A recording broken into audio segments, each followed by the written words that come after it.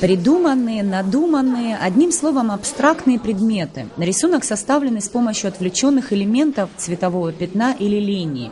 Свои последние работы Отгур Ампар писал в стиле абстракционизма, заставляя зрителя думать, размышлять. Сочетание взаимоотношений определенных цветов, фактуры как таковой, потому что это тоже стало нас интересовать. И вот вкупе все это, мне кажется, именно в последней работе это как-то ярко показано, ярко выражено.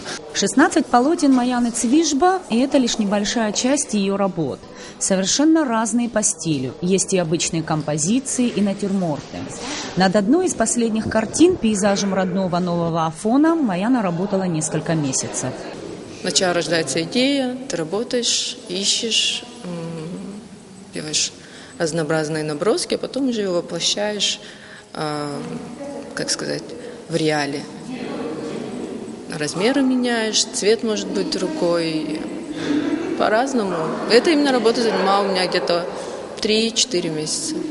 Армянский дворик, вечерний Сухум, набережная. Основная тема творчества Отгура Пилия – пейзажи родной Апсны. Любовь к рисованию у него проявилась очень рано. Еще в школе он написал несколько работ, которые хранит по сей день.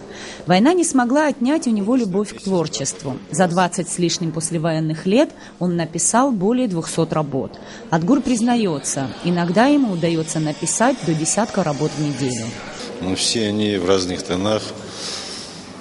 В разных цветах, может, не знаю, есть какие-то работы, если я специально их не дорисовываю, чтобы оставить чуть-чуть там белые пятна, чтобы зритель пришел, посмотрел, так, чтобы было какое-то равновесие.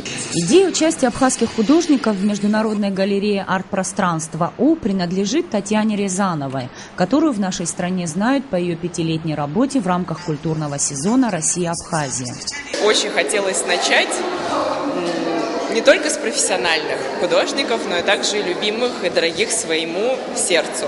И недаром мы находимся на берегу реки Мзымта.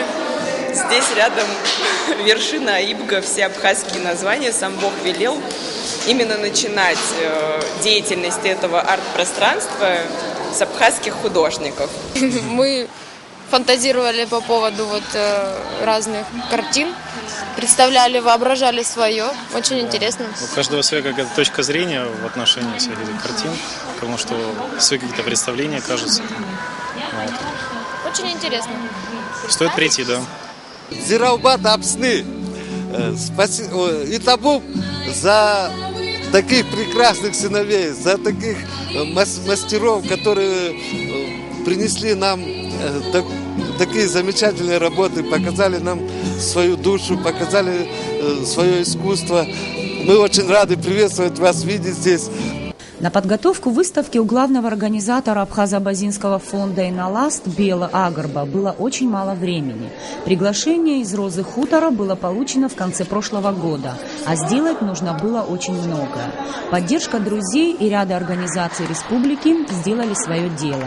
И у российского зрителя появилась возможность увидеть работы абхазских художников на знаменитом курортном объекте. Можно сказать, что данное мероприятие, как нам кажется, можно считать, что у нас, в общем-то, получилось. Всем огромное спасибо, всем тем, кто нам помогал в проекте. Весь день в галерее выставку работ абхазских художников сопровождала живая музыка в исполнении студентки Сухумского музыкального училища, что создавало особую атмосферу.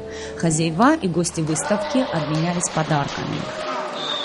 Выставка «Абхазия. Душа, воображение, разум» в галерее современного искусства арт-пространства У продлится ровно 20 дней. Нисфа Аршба Акоп Кущан, Роза Хутор, Сочи. Специально для абхазского телевидения.